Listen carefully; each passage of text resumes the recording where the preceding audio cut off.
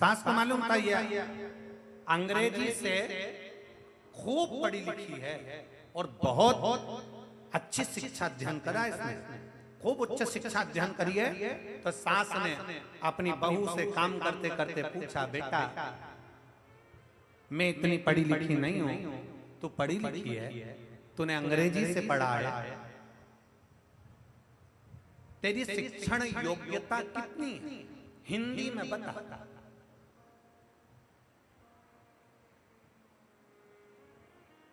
सास ने पूछा तेरी शिक्षण योग्यता कितनी है हिंदी में बता, क्योंकि मेरे को अंग्रेजी नहीं आती। क्या करा है तूने, क्या पढ़ाई करी तूने, कहां तक पढ़ी तूने, तेरी शिक्षण योग्यता क्या है मुझे हिंदी में बता। अब बहू ने सिर पे पल्लू लेकर तुरंत कहा, मम्मी अब हिंदी में कैसे बताए। बहू तो बेचारी चक्कर खाई, पहले सोचा बेचारा कि मैं क्या बताऊं इसको, हिंदी में बताना है क्योंकि सास पढ़ी लिखी नहीं, अंग्रेजी जानती नहीं। तेरी शिक्षण योग्यता क्या है हिंदी में बता। बहू ने बताया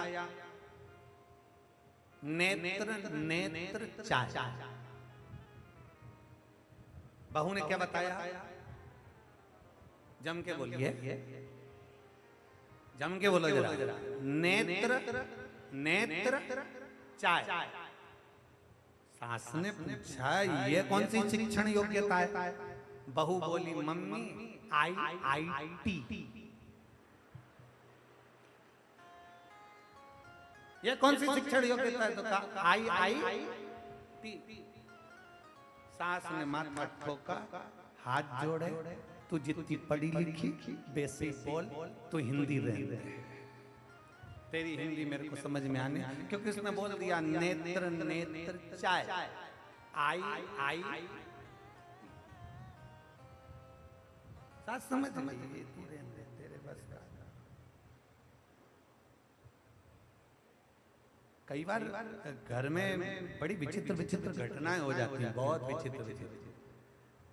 एक छोटा सा बच्चा खेलते खेलते दादी के पास आ गया, ओ दादी, ओ दादी। दादी बोली क्या है, आज पड़ोस में है ना वो कालू, हाँ उसके घर में नुक्ती का रायता बना है, बूंदी बनी है, सेव बना है, पूड़ी बनी है, छोला की सब्जी बनी है। इतने में दादी बोली बेटा उसकी जो दादी थी ना वो मर गई, तो उसका 13वां उसका 12वां है, इसीलिए सब बना। इतने में बच्चे ने दादी की गोद में उनके गाल हिलाते हुए बोला, दादी अपने घर कब बनेगा। दादी ने एक घर के दिया, मुझे निपटाने की प्लानिंग कर रहा है, मुझे मारने की प्लानिंग।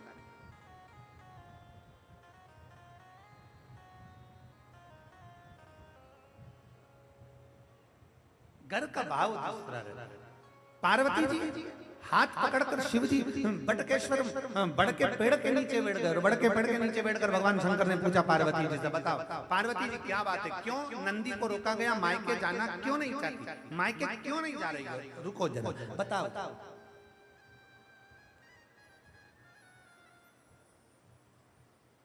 एक गाना का एक गीत है, उस गीत में एक लाइन आती है, आप लोगों ने स्मरण करा होगा, ससुराल में इतना प्रेम मिले कि मायके के कभी, क्या है उसको क्या कहते हैं,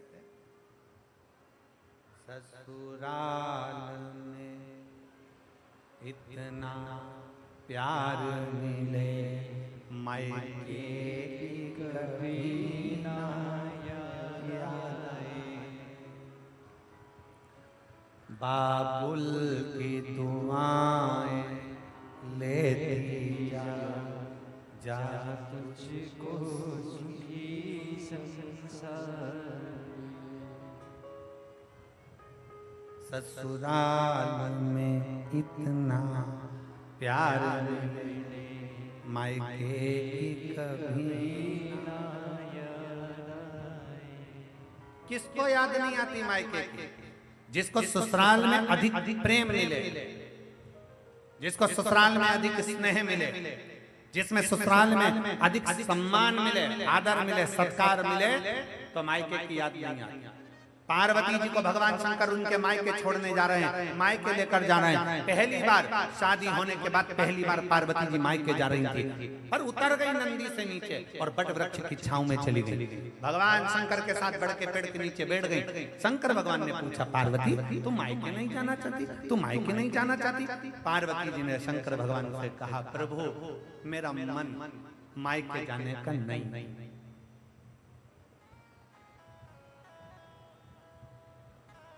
अब कई बहुएं ऐसी होती हैं कि पति उनसे पूछता है कि तुम मायके नहीं जा रही है? पत्नी कह देती है, मेरा मन अब की बार मायके जाने का नहीं।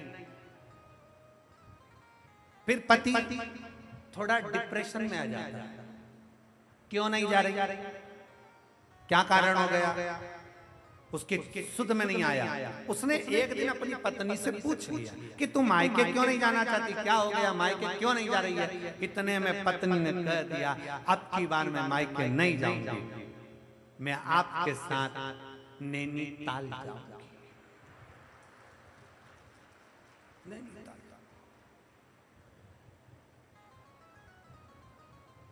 अब भोले बाबा को भी चिंता लगी। शंकर भगवान ने पूछा, पार्वती ए पार्वती तुम मायके क्यों नहीं जाना चाहती? पार्वती जी ने कहा, मैं मायके नहीं जाना चाहती। क्यों नहीं जाना चाहती? पार्वती जी ने कहा, मैं मायके इसलिए नहीं जाना चाहती क्योंकि मेरे मायके में जब मैं सती बनकर जन्मी थी तब दक्ष प्रजापति मेरे पिता ने तुमको श्राप दिया था कि तुम शमशान में निवास करोगे, शमशान में रहोगे। मेरा पति शमशान में रहता है, तो मुझे मायके नहीं जाना। मेरा आपसे निवेदन है, जहां तुम रहते हो शमशान में, अब मुझे वहां जाना है, मुझे वहां ले।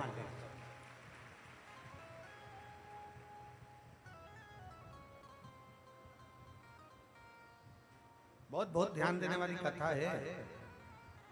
ए हापुड़ की जीजी और हापुड़ के जितने मेरे जीजा बैठे हैं वो भी ध्यान दें, बहुत समझने वाली कथा।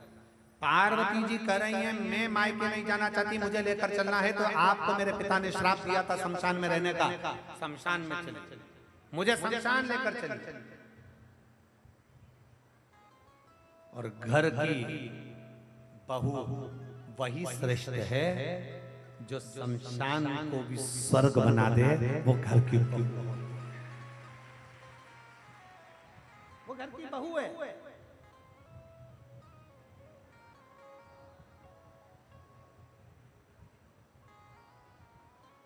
पहले के जमाने में लड़कियां डरती थी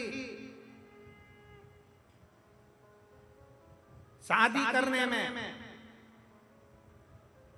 सास कैसी मिलेगी, ससुराल कैसा मिलेगा। आज के जमाने में सास ससुराल पूरा डरता है, जगदम्बा कैसी आएगी।